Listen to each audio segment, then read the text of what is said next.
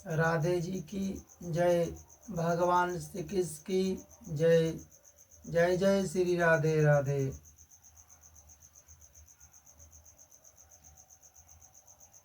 कंस के हाथ से छूटकर योग माया का आकाश में जाकर भविष्यवाणी करना।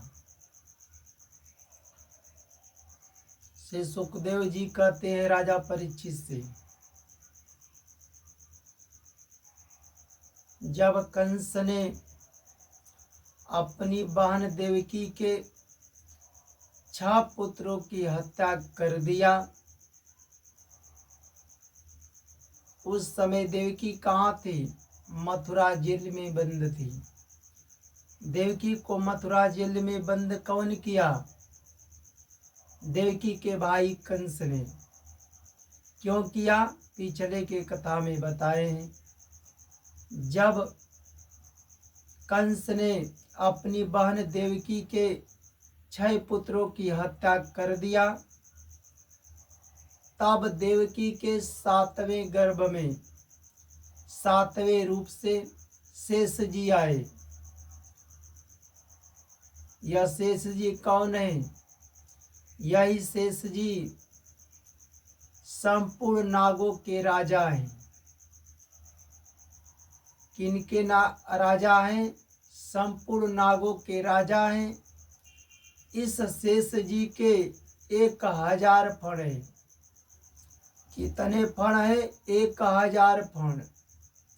यही शेष जी क्षीर सागर में भगवान की सया बनकर भगवान को सुख पहुंचाते रहते हैं। भगवान विष्णु जिस सया पर विराजमान है वह शेष नाग का सया है। भगवान का धरती पर बहुत से अवतार हो चुका है। उस अवतार में, भगवान के अवतार में शेष जी बहुत बार आए हैं, साथ दिए हैं। जैसे त्रेता में जब भगवान का अवतार हुआ था तब शेष जी भी आए थे। तब शेष जी आए थे। उसी शेष जी का नाम लक्ष्मण था। यही त्रेता में, वही शेष जी द्वापर में कृष्ण भगवान से पहले बड़े भाई के रूप में 7वें रूप से देवकी के गर्भ में आए। जब कंस अपनी बहन देवकी के 6 पुत्र की हत्या कर दिए, तब देवकी के गर्भ में 7वें रूप से शेष जी आए। भगवान देवकी के 8वें गर्भ से अवतार लेने का वचन दे चुके थे। तब भगवान दे चुके थे। इधर कंस ने अपने असुर दोस्त मित्रों को लेकर जब यदुवंशियों पर धावा बोल दिए, उस समय के यदुवंशी, अधिकांश यदुवंशी अपना घर द्वार देश छोड़कर अन्य देशों में चले गए। कुछ जो बचे थे कंस के मन के अनुसार काम करते हुए कंस की सेवा में लगे रहे, पर अंदर से भगवान को अपना स्वामी पिता मानते थे। तो भगवान सोचने लगे कि इधर देवकी के गर्भ से अवतार भी ले लूं, इधर जितने यदुवंशी बचे हैं वह भी बच जाएं। तो भगवान ऊपर से योगमाया को आदेश देते हैं। इस समय भगवान योगमाया को कहते हैं, इस समय मेरा अंश जिसे शेष कहते हैं देवकी के गर्भ में है, उस शेष जी को निकाल कर तुम रोड़ी के पेट में रख दो। और भगवान कहते हैं उस शेष जी को निकाल कर, देवकी के गर्भ से निकाल कर रोड़ी के पेट में रख दो। क्योंकि जैसे देवकी वसुदेव की पत्नी है वैसे रोड़ी भी है। और भगवान योगमाया को कहते हैं कि हम समस्त ज्ञान बल आदि के साथ देवकी का पुत्र बनेंगे। भगवान योग माया को कह दिए कि तुम नंद बाबा की पत्नी यशोदा माया के गर्भ से जन्म लेना।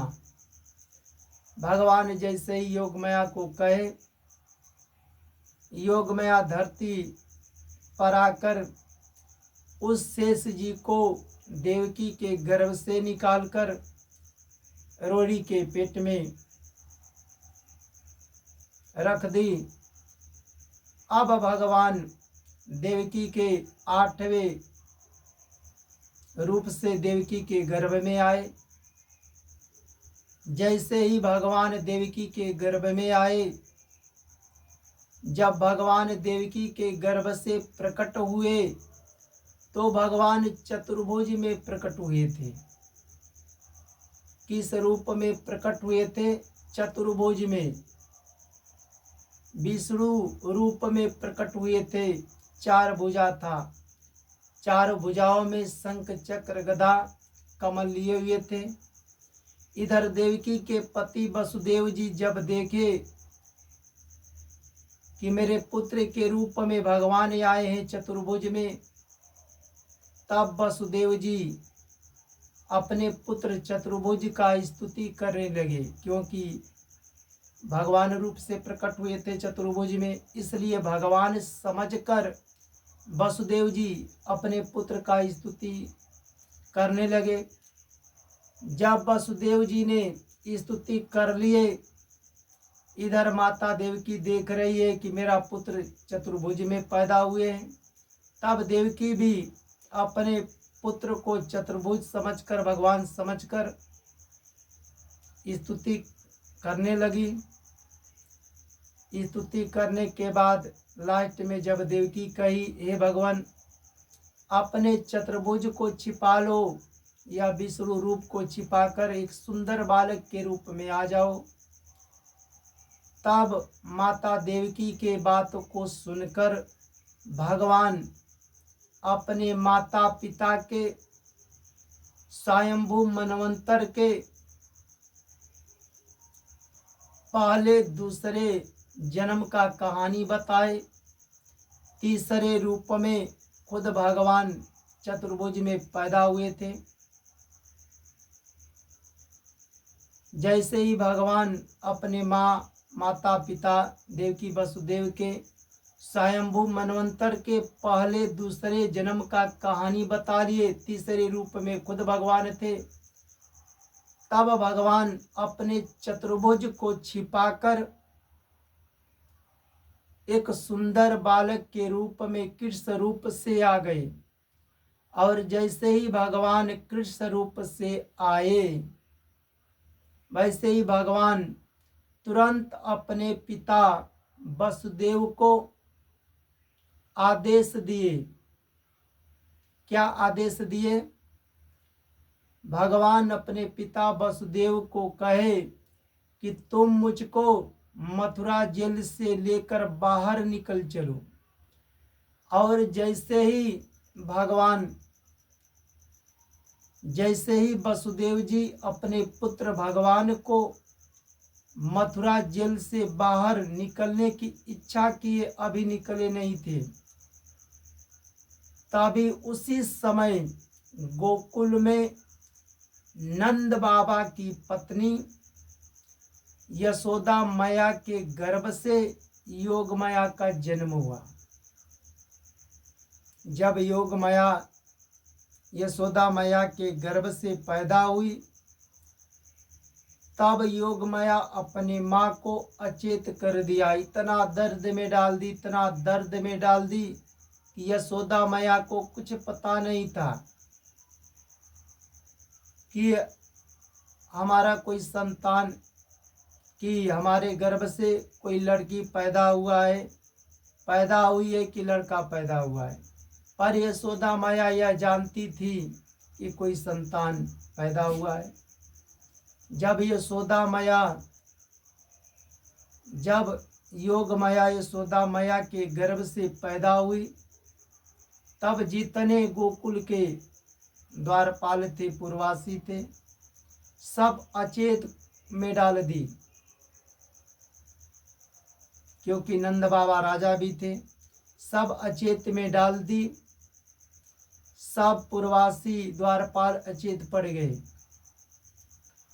इधर वसुदेव जी अपने पुत्र भगवान को जैसे ही गोकुल के निकट लेकर पहुंचते हैं,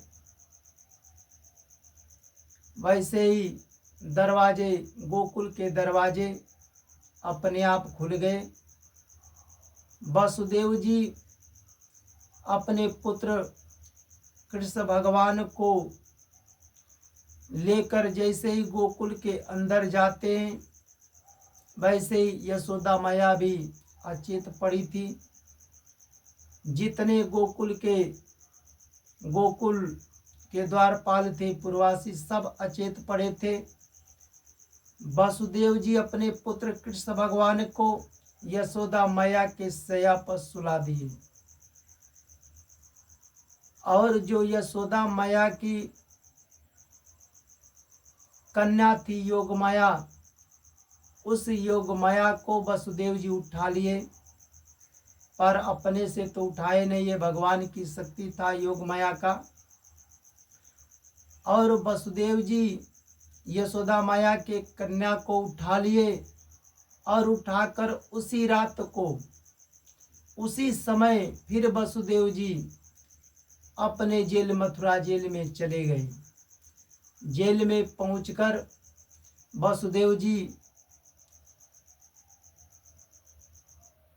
योगमाया को अपनी पत्नी देवकी के शैया पर सुला दिए। और सुलाने के बाद वसुदेव जी को जैसे हथकड़ी बेड़ी लगाता, वैसे ही हथकड़ी बेड़ी लगा लिए। लगाने के बाद जेल खाने बंद हो गए, क्योंकि जब भगवान पैदा हुए थे मथुरा जेल में, उस समय जब पैदा हुए थे भगवान मथुरा जेल में, तो जितने मथुरा जेल में पूर्ववासी थे, द्वारपाल, सबको भगवान अपने शक्ति से अचेत कर दिए थे। अंदर के बाहर के जितने दरवाजे थे, बड़े बड़े किवाड़े, लोहे की जंजीरें, ताले जड़ गए। जेल के अंदर से ना अंदर से बाहर जा सकते थे, ना बाहर से अंदर आ सकते थे। तब भगवान पैदा हुए थे। तो जब वसुदेव जी अपने पुत्र कृष्ण भगवान को लेकर निकले तो दरवाजे खुल गए थे। तो जैसे ही वसुदेव जी गए, वसुदेव जी योगमाया को ले जाकर अपनी देवकी के शैया पर सुला दिए, और पहले की तरह जेल खाने में जैसे बंद थे, बंद हो गए।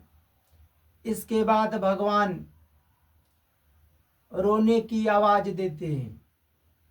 भगवान तो मथुरा जेल में पैदा हुए, पर उसी रात को गोकुल में चले गए। पर भगवान इधर कहते हैं कि हर कण स्थान में विराजमान हूँ। भले भगवान मथुरा से गोकुल में चले गए, पर भगवान रोने की आवाज देते हैं। द्वारपाल पूर्ववासी जो मूर्छित थे, उनको जगाने के लिए रोने की आवाज सुनकर जितने द्वारपाल थे पूर्ववासी से सब जग गए। और जगने के बाद उसी समय ठीक अपने राजा कंस के पास चले गए, क्योंकि जब कंस ने देवकी को बंद किए थे मथुरा जेल में, तब कंस ने द्वारपालों से कहे थे, जैसे ही देवकी का पुत्र पैदा होगा खबर देना। तो जैसे ही भगवान की आवाज सुने रोने की, द्वारपाल जैसे ही जग गए, उसी रात को अपने राजा कंस के पास गए और कंस से कहे कि लग रहा है राजा साहब कि देवकी के गर्भ से कोई संतान पैदा हो गया, क्योंकि रोने की आवाज सुनाई दे रही है। कंस उस समय पलंग पर सोया था। द्वारपालों की बात सुनकर कंस तुरंत पलंग से उठ खड़ा हुआ और जेल खाने मथुरा जेल की ओर भागता जा रहा था, क्योंकि कंस रातों दिन इसी बात की प्रतीक्षा कर रहा था, कब देवकी के गर्भ से, 8वें गर्भ से पैदा हो की जान से मार दूं। जिस समय कंस मथुरा जेल में रात को जा रहा था, उस समय कंस के बाल बिखरे हुए थे। जैसे कोई पत्नी के पति मर जाते हैं तो उसके दुख के मारे, पत्नी के दुख के मारे अपने बाल को संभाल नहीं पाती है, उसी तरह कंस के बाल बिखरे हुए थे। कंस सोचने लगा कि मुझे मारने वाला विष्णु देवकी के गर्भ से पैदा हो गया। उसी समय दौड़ते हुए जा रहा था, कब जेल खाने में जाकर पकड़ करके उस बच्चे को जान से मार दूं। जाते समय कंस को यह नहीं दिखाई दे रहा था कहाँ उछे, कहाँ खाले, कहाँ पैर टूटेंगे, पैर टूटेंगे।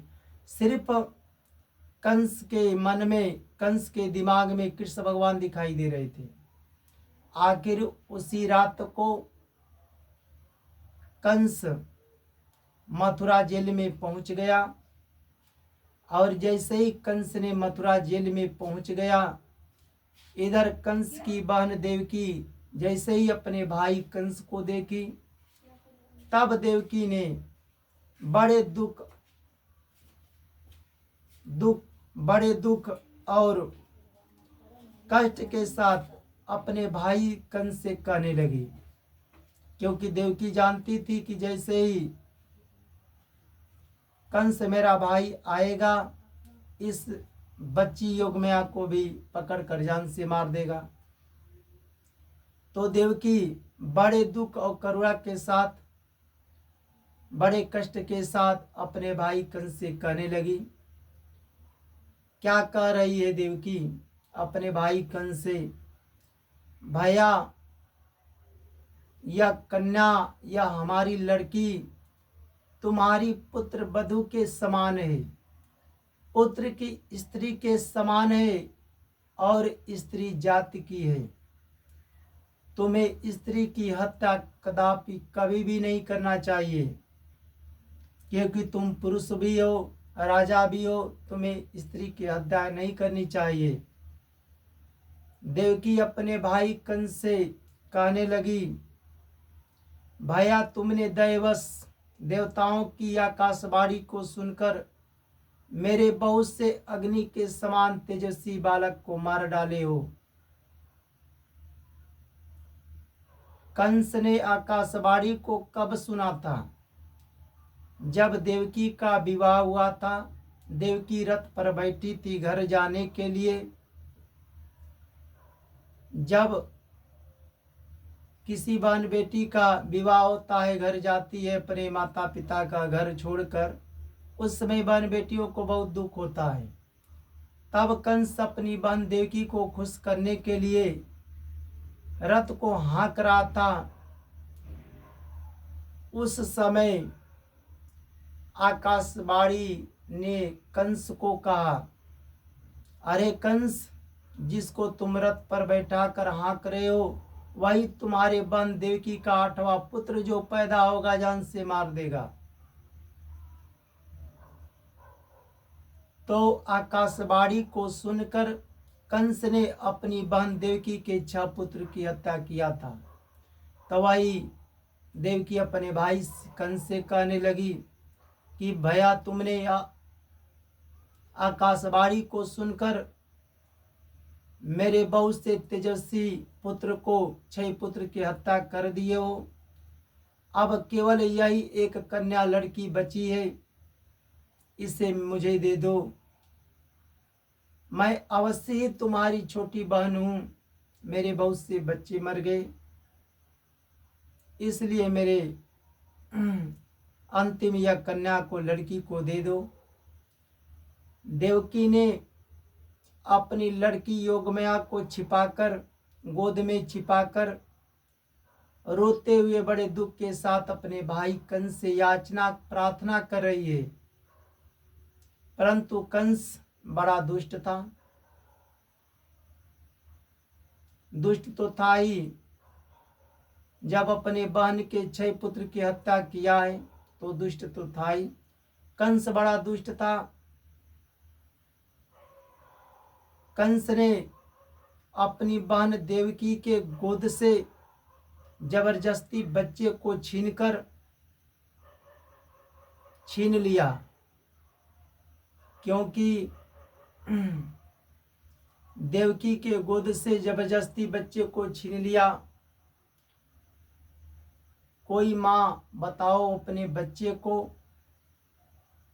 जान मारने के लिए देगी पैदा करके, पर देवकी के गर्भ से भले योग माया पैदा नहीं थी, यशोदा मैया के गर्भ से पैदा थी, पर देवकी पर यह योग माया देवकी के साथ में थी।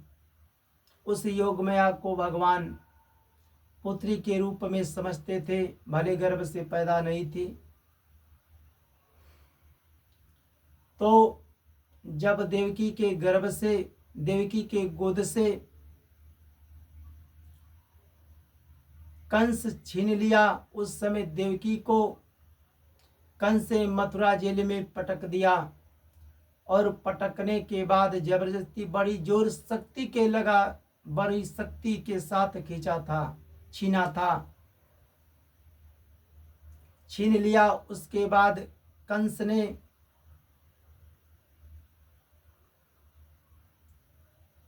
ने अपनी भानजी के पैर पकड़कर, क्योंकि कंस की बान थी, क्योंकि कंस की बान देवकी के बच्ची थी योगमाया, तो योगमाया कंस की क्या हुई, भांजी हुई। तो कंस ने अपनी भानजी के पैर पकड़कर एक बड़े चट्टान पर इतने जोर से मारने का प्रयास किया कि अगर योग माया वह हमारे तुम्हारे जैसी साधारण बच्ची रहती तो उसके मांस का टुकड़ा धरती पर टूट टूट कर कहाँ कहाँ गिर जाता, परंतु श्री कृष्ण भगवान की वह छोटी बहन साधारण कन्या थी नहीं, क्योंकि देवकी के गर्भ से तो 6 को तो कंस मार दिया, 7वां में शेष जी आए, 8वां में भगवान आए। यह योग माया यशोदा मैया के गर्भ से पैदा हुई थी, पर वसुदेव जी इस योग माया को उठाकर देवकी के, अपनी पत्नी देवकी के शैया पर सुला दिए। तो योग माया देवकी के पुत्री के समान थी, तो किस भगवान की बहनी हुई, क्योंकि देवकी के गर्भ से ही तो भगवान कृष्ण का जन्म हुआ था। तो श्री कृष्ण भगवान की वह बहन योगमाया साधारण कन्या थी नहीं, देवी थी। कंस के हाथ से छूटकर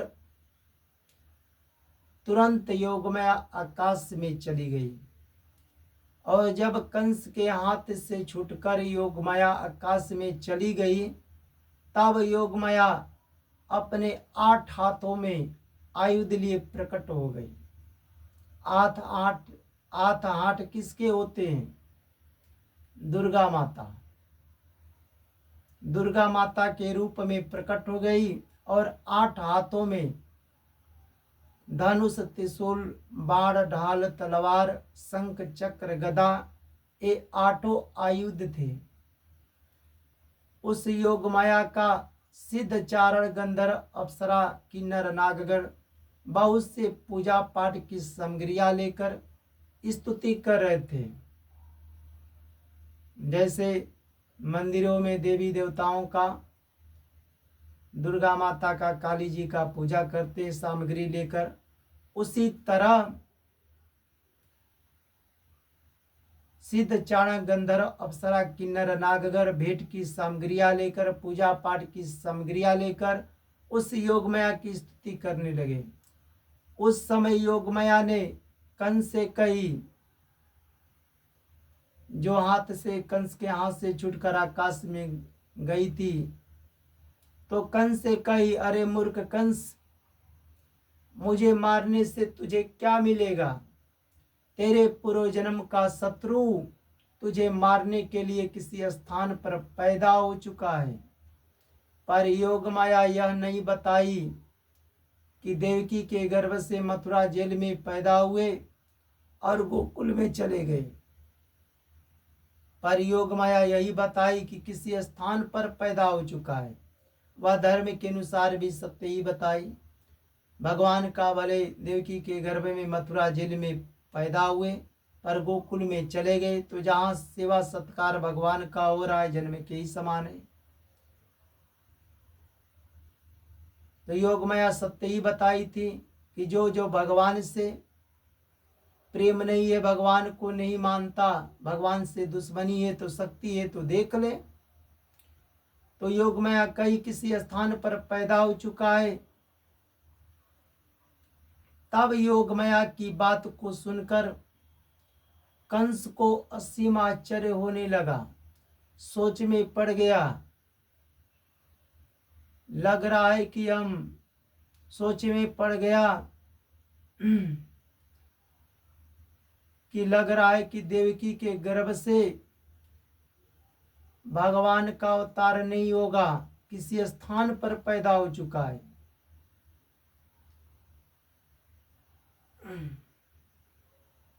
वह सोच में पड़ गया। अब योग माया की बात को सत्य मानने लगा और आकाशवाणी को सुनकर ही कंस ने अपनी बहन के बच्चे को मारा था।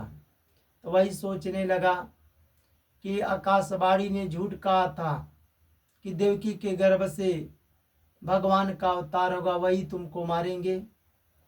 तो कंस सोच में पड़ गया। अब आकाशवाणी के बात को झूठ मानकर योग माया की बात को सत्य मान गया।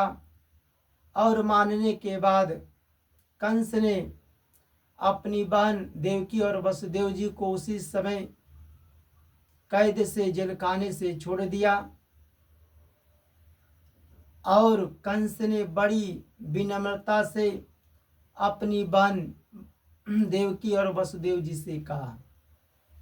क्या कहे? कंस अपनी बहन देवकी और बहनोई से कह रहा है,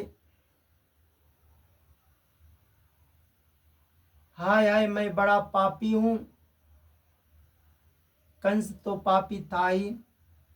कंस अपनी बहन देवकी के 6 पुत्रों की हत्या किया था। कंस उससे पहले भाई बंधुओं की हत्या किया था अपने। कंस के जो इष्ट मित्र थे, जो रातों दिन सेवा सत्कार में लगे रहने वाले, अपने मित्रों की भी हत्या किया था। जो अपने लोभ लालच के लिए दूसरों की हत्या करेगा, कष्ट देगा, वेद शास्त्रों की निंदा करेगा, संत महात्माओं को सताएगा, तो पापी तो होगा ही हुआ। तो कंस बड़ा पापी था।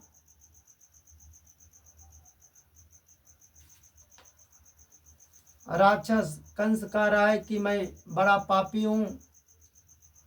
राक्षस जैसे ही अपने बच्चे को मार डालता है, वैसे तुम्हारे बहुत से पुत्र को एक एक करके 6 पुत्र को मार डाले हैं। इस बात का मुझे बड़ा दुख है, दर्द है। कंस अपनी बहन देवकी और वसुदेव जी से कह रहा है। कंस अपनी बहन देवकी और वसुदेव जी से आगे कह रहा है, मैं इतना दुष्ट हूँ, इतना दुष्ट हूँ कि मुझ में थोड़ा भी दया नहीं है। मैंने अपने भाई बंधुओं का भी त्याग कर दिया, जान से मार दिया। मैंने अपने इष्ट मित्रों को भी त्याग दिया। पता नहीं अब मुझे किस नरक में जाना पड़ेगा। भाई जो अपने लोभ लालच के लिए दूसरे की हत्या करेगा, भाई बंधुओं को मारेगा, अपनी बहन के बच्चे को मारेगा, मित्रों की हत्या करेगा, संत महात्माओं को सताएगा, दूसरों का हित सोचेगा, दूसरों का हित करेगा, दूसरों को दुख देगा, लोभ लालच के लिए किसी का धन लूटेगा, किसी का जमीन राज्य हड़पेगा, तो मर करके नरकों में तो जाएगा ही। नरक के दो भेद होते हैं, योनि विशेष, स्थान विशेष। मनुष्य को लेकर 84 लाख योनियां हैं। एक योनि का एक दिन का जन्म होगा तभी 84 लाख है। 4 लाख मनुष्य का निकाल दो, 80 लाख योनियां। कोई 10 साल का जीवन है, कोई 20 साल का है, कोई 30 साल का है, कछुआ 300 साल जीता है। अरबों खरबों उसी में रह जाएंगे। और जब उससे भी पाप शुद्ध नहीं होंगे तब ऊपर स्थान विशेष नरक के बड़े बड़े कुंड है, उसमें मनुष्य चले जाते हैं। इसलिए किसी का हित नहीं करना चाहिए, किसी का हित नहीं सोचना चाहिए, अपने लोभ लालच के लिए किसी को कष्ट नहीं देना चाहिए, किसी की हत्या नहीं करना चाहिए। ऐसे लोग मरकर नरकों में गिरते हैं। तो वही कंस अपनी वंश से कह रहा है मैंने अपने भाई बंधुओं का भी त्याग कर दिया, हत्या कर दिया, पता नहीं अब मुझे किस नरक में जाना पड़ेगा।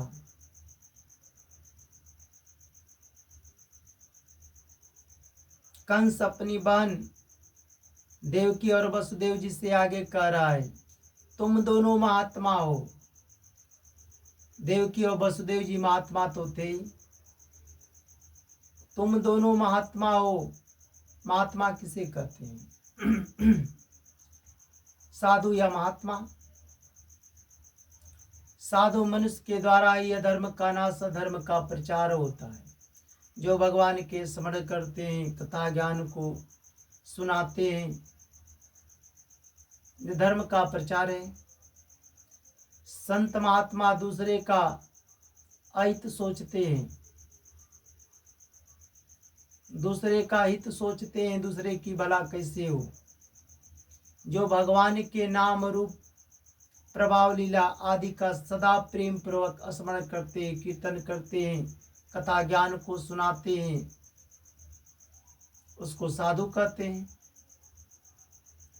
तो कंस अपनी बहन देवकी और वसुदेव जी से कह रहा है तुम दोनों महात्मा हो, अपने पुत्रों के लिए शोक मत करो। अपने पुत्रों के लिए शोक मत करो, तुम्हें तो अपने कर्मों का ही फल मिला है, चाहे इस जन्म का कर्म हो चाहे उस जन्म का। तभी तो तुम्हारे सामने तुम्हारे पुत्र मर गए। सभी मनुष्य प्रारब्ध के अधीन है। प्रारब्ध कर्म किसको कहते हैं? वर्तमान से पहले जो इस समय चल रहा है, इसी जन्म में, इससे पहले जो अच्छा बुरा कर्म किए हो, चाहे पहले के अनेक मनुष्य जन्मों में जो अच्छा बुरा कर्म किए हो, जो तुम्हारे आत्मा पर लदा है, उसको संचित कर्म कहते हैं। संचित में से जो कर्म फल देने के लिए सामने आए हैं, उसको प्रारब्ध कर्म कहते हैं। इसी जन्म में से जो पहले किए हो, चाहे पहले के अनेक मनुष्य जन्मों में जो कर्म किए हो, इस समय जो अच्छा बुरा मिल रहा है, वही प्रारब्ध कर्म है। इसलिए तो तुम्हारे सामने तुम्हारे पुत्र मर गए, पहले के कुछ कर्म होंगे। सभी मनुष्य प्रारब्ध के अधीन है। इसी से मनुष्य सदा सर्वदा एक साथ नहीं रह सकते। जैसे तुम्हारे पुत्र तुम्हारे सामने नहीं रहे, उसी तरह सदा सर्वदा एक साथ नहीं रहते। कंस अपनी बहन देवकी और वसुदेव जी से आगे कह रहा है जैसे मिट्टी के बने हुए पदार्थ बनते और बिगड़ते हैं। मिट्टी का कोई बर्तन बनाओ, खिलौना बना दो, बनता है तो पर बिगड़ता भी है, पर मिट्टी वही रहता है। वैसे इस शरीर का बनना बिगड़ना होता ही रहता है। एक शरीर आया, छोड़ दिए, दूसरा गया, दूसरा मिला, तीसरा बिगड़ा, चौथा मिला, पांचवा आया। इस शरीर का बनता बिगड़ता रहता है, परंतु आत्मा पर इसकी कोई प्रभाव नहीं पड़ता, आत्मा वही रहता है। जो लोग, कंस अपनी बहन देवकी और वसुदेव जी से कह रहा है, जो लोग इस अनात्मा शरीर को, विनाशी शरीर को आत्मा मान बैठे हैं, वही उस मनुष्य की अज्ञान बुद्धि है। और जब तक अज्ञान रहेगा तब तक जन्म और मृत्यु होता रहेगा। अज्ञान किसको कहते हैं? अज्ञान नाम अविवेक का है। अविवेकी मनुष्यों को धर्म अधर्म, कर्तव्य अकर्तव्य, न्याय अन्याय, पाप पुण्य आदि का ज्ञान नहीं होता। कारण कि उस मनुष्य की बुद्धि नाशवान पदार्थ को भोग और संग्रह में लगी रहती है। धन दौलत रुपया पैसा कमा कर सुख भोगने में इसलिए भगवान से विमुख हो जाते हैं। यही तो अज्ञान है। इसी के कारण जन्म और मृत्यु होते हैं। कंस अपनी बहन देवकी और वसुदेव जी से कह रहा है, मेरी प्यारी बहन, मैंने तुम्हारे पुत्रों को मार डाला है, फिर भी तुम अपने पुत्र के लिए शोक मत करो, क्योंकि तुम्हें अपने कर्मों का ही फल मिला है। सभी प्राणियों को अपने कर्मों का फल भोगना पड़ता है। कंस आगे अपनी बहन देवकी और वसुदेव जी से कह रहा है, मेरी दुष्टता तुम दोनों क्षमा करो। भले तुम्हारे पुत्र को मार दिया हूं, तुम दोनों क्षमा करो। क्षमा किसको कहते हैं? क्षमा नाम सहनशीलता अथवा क्षमा का है। अपने में सामर्थ्य होते हुए भी, धन दौलत रुपया पैसा, किसी पद पर हूँ, अगर कोई गलती करके आपसे क्षमा मांगे तो उसे क्षमा कर देना चाहिए। पर बहुत लोग क्षमा करते हैं, चलो सामने क्षमा करते हैं, बाद में बदला लेंगे या किसी से दूसरे से बदला दिलवाएंगे। ना बदला लेना है और ना दिलवाना है। क्षमा तो क्षमा। और ये नहीं कि कोई किसी का हत्या कर दे, किसी का जबरदस्ती इज्जत लूट ले, वह क्षमा का पात्र नहीं है। जो क्षमा करने लायक है उसी को क्षमा करो। तो कंस अपनी बहन बहनोई से कह रहा है, मेरी दुष्टता तुम दोनों क्षमा करो, क्योंकि तुम दोनों बड़े साधु स्वभाव और दीनों के रक्षक हो। ऐसा कहकर कंस ने अपनी बहन देवकी और वसुदेव के चरण पकड़ लिए। उस समय कंस के आंखों से आंसू आकर मुंह तक आ रहे थे। जब कंस ने अपनी बहन देवकी और वसुदेव जी से कहा, क्षमा मांगने लगा, जब देवकी ने सोची कि मेरे भाई को पछतावा हो रहा है, भले मेरा भाई कंस ने मेरा 6 पुत्र की हत्या कर दिया है, जब क्षमा मांग रहा है तो देवकी ने अपने भाई कंस को क्षमा भी कर दिया। जितना भले पाप किया था, पुत्र को हत्या किया था, कंस के पहले अपराधों को भूल गई। भूलने के बाद इसके बाद वसुदेव जी ने कंस से हंसकर कहे,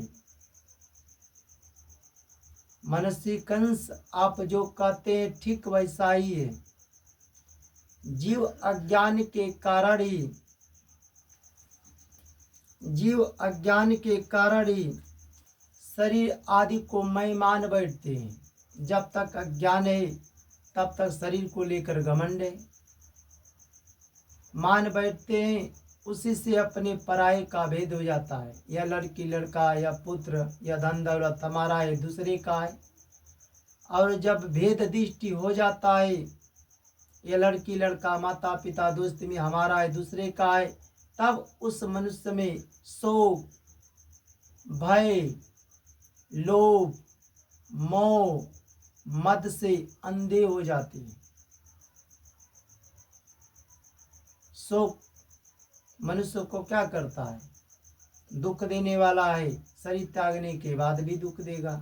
भय, भय किसको कहते? अनिष्ट की आशंका से मनुष्य के भीतर जो घबराहट होती है उसका नाम भय है। हम दूसरे का अनिष्ट नहीं करेंगे तो भय कैसा होगा? जब दूसरे का अनिष्ट करेंगे, दूसरे का चोरी करेंगे, दूसरे का धन लूटेंगे, किसी का अनिष्ट करेंगे तो भय होगा ही। या भय मनुष्य को अंत तक कराता, जब तक भय हो तो पाप करेगा ही। या भय भी अज्ञान से उत्पन्न होता है।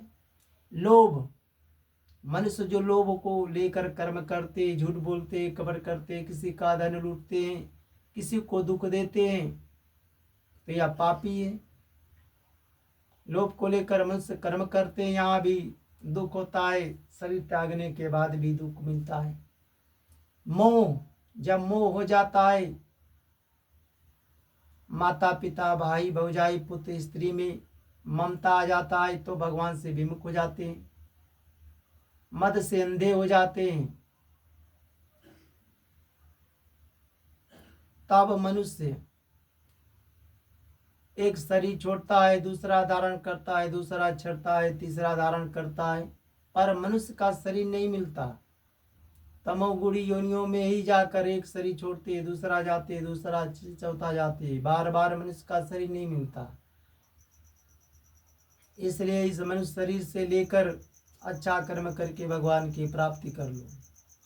सो सुखदेव जी कहते हैं राजा परीक्षित से, जब वसुदेव और देवकी ने प्रसन्नता से निष्कपट भाव से कंस के साथ बातचीत किए, तब कंस ने अपनी बहन देवकी और वसुदेव जी से आज्ञा लेकर उसी रात को फिर अपने महल में चले गए। जब महल में चले गए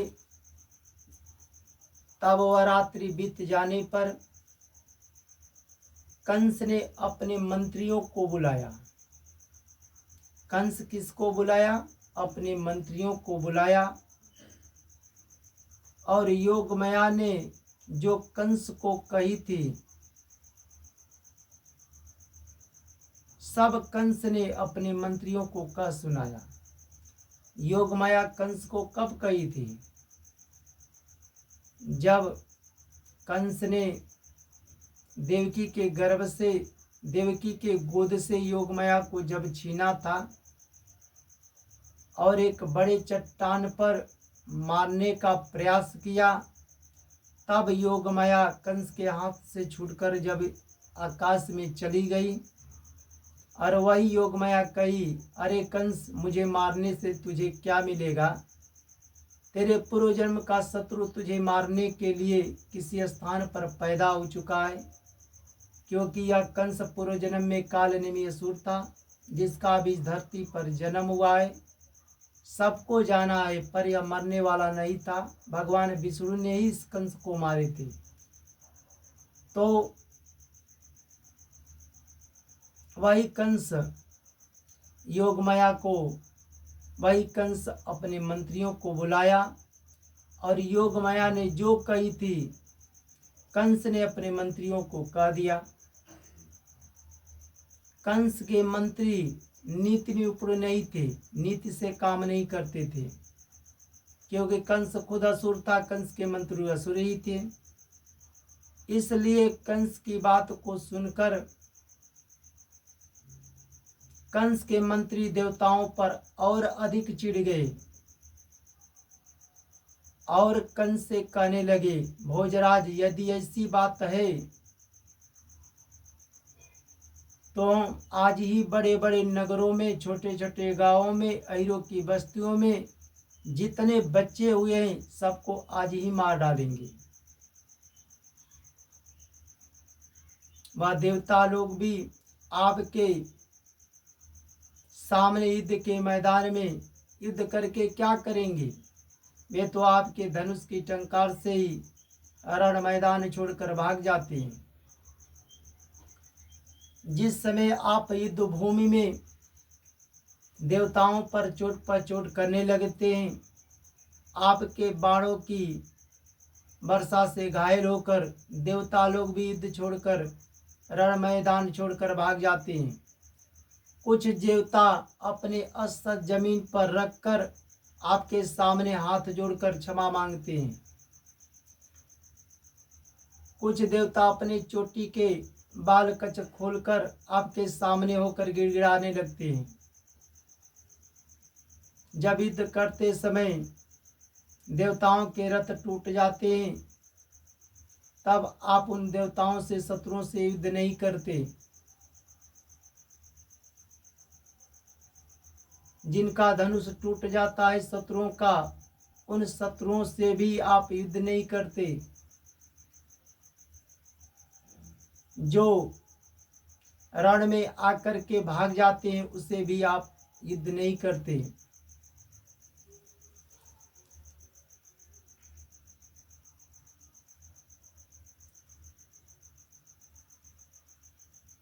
आप उसे भी युद्ध नहीं करते।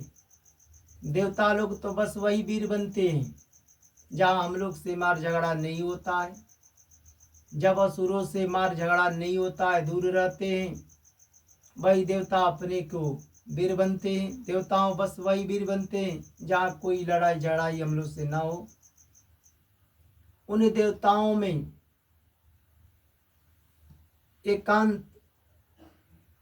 एकांतवासी, एकांत स्थान में रहने वाला विष्णु कभी भी हम लोग के सामने नहीं आता।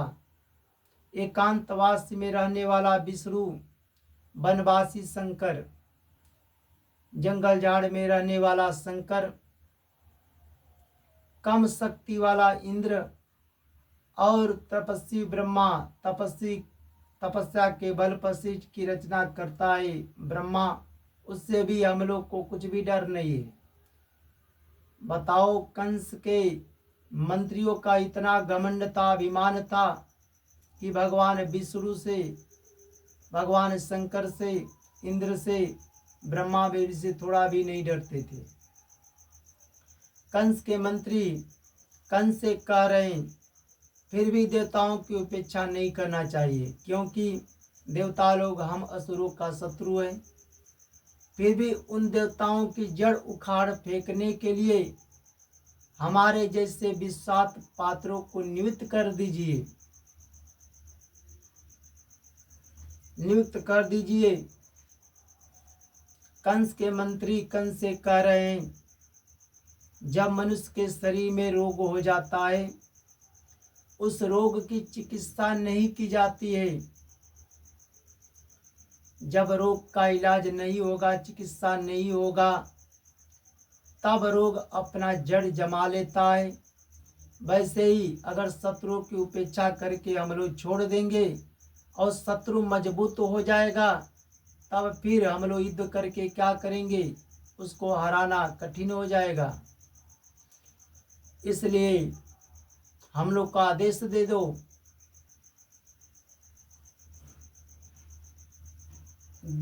कंस के मंत्री कंस से कह रहे हैं, देवताओं की जड़ है विष्णु, और विष्णु वहीं पर आता है जहाँ सनातन धर्म है।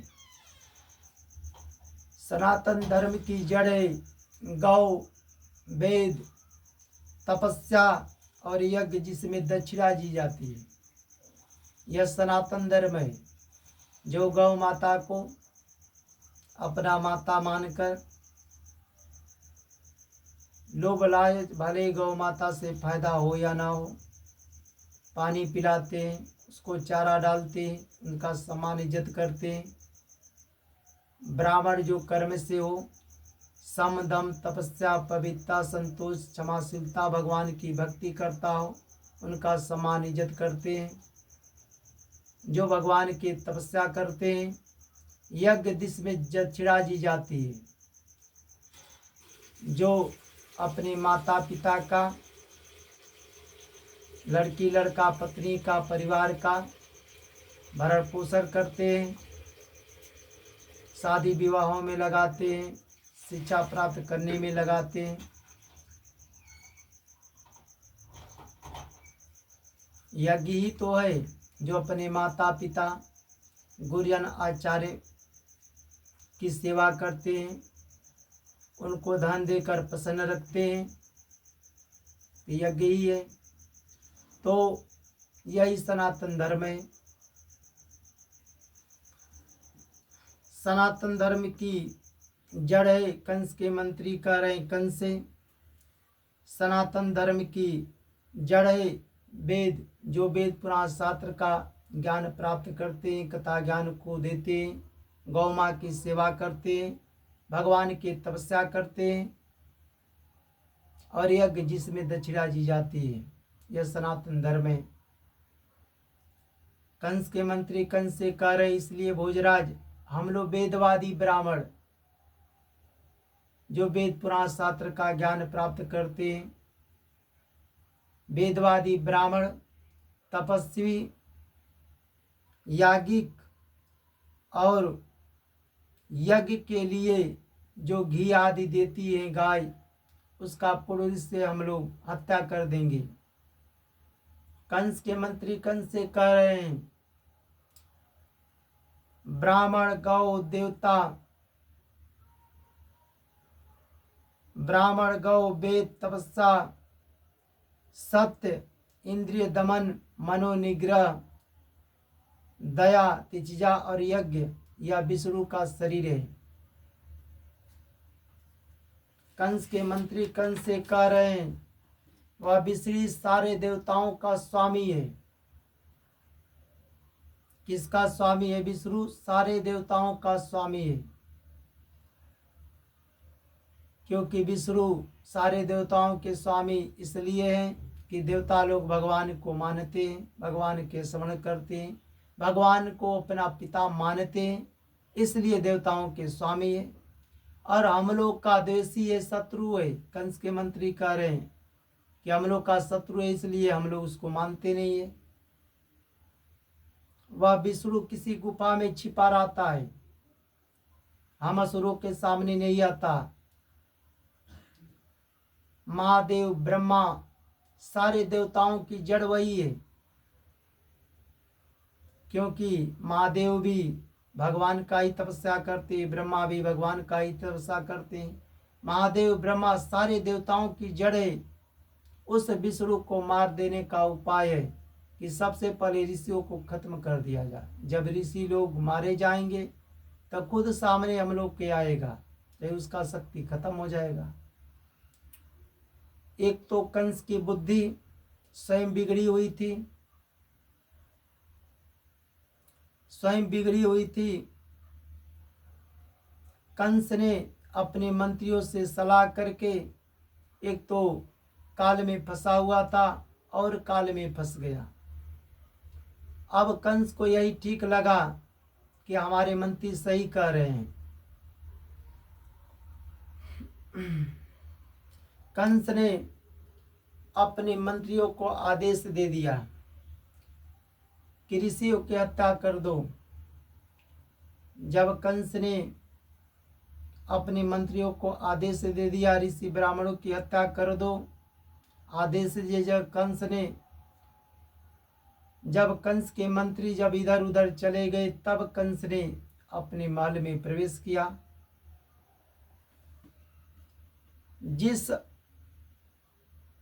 कंस ने जिन मंत्रियों को आदेश दिया था वह रजोगुणी थे, जो लोभ कर कर्म करने वाले हैं, जो लोभ को लेकर झूठ कपट चोरी डकैती देकर किसी का धन लूटते हैं, किसी का जमीन राज्य हड़पते हैं, किसी को कष्ट देते हैं और मर करके नरकों में जाते हैं, उसी तरह रजोगुणी थे।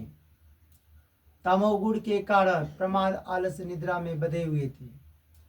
उन्हीं असुरों को आदेश दे दिए कि जाकर संत महात्माओं की, ऋषियों का, ब्राह्मणों का हत्या कर दो।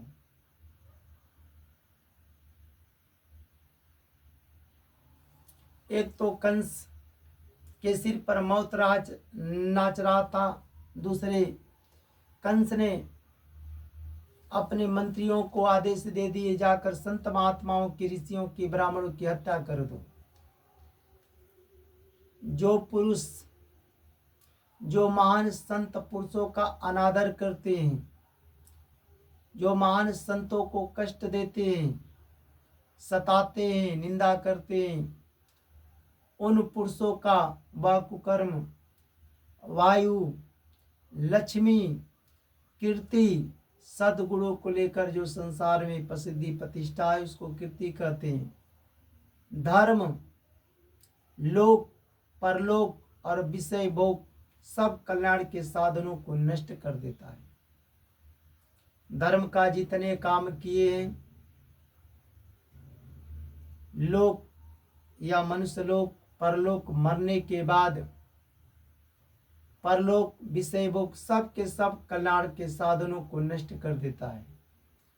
इसलिए संतों को नहीं सताना चाहिए, संतों को कष्ट नहीं देना चाहिए। जो संतों को कष्ट देते हैं उनका कीर्ति, लक्ष्मी, वायु, धर्म, सकाम अथवा निष्काम भाव से जो यज्ञ करते, तप करते, दान करते, व्रत करते, तीर्थ करते हैं, सब नष्ट हो जाता है। जब धर्म भी नष्ट हो जाएगा तो न यहाँ सुख मिलेगा और न मरने के बाद भी अधर्म योनियां प्राप्त होगी। लोक, मृत लोक भी समाप्त हो जाएगा, दुखदायी हो जाएगा। मरने के बाद जब मृत लोक दुखदायी होता है तो मरने के बाद भी दुखदायी योनियां मिलती है। परलोक भी नष्ट हो जाता है। इसलिए संत महात्माओं को सताना नहीं चाहिए, कष्ट नहीं देना चाहिए। उनकी आज्ञा का पालन करो, संत महात्माओं की आज्ञा का पालन करो, संतों की सेवा करो, संतों का कथा ज्ञान को सुनो। जय जय श्री राधे।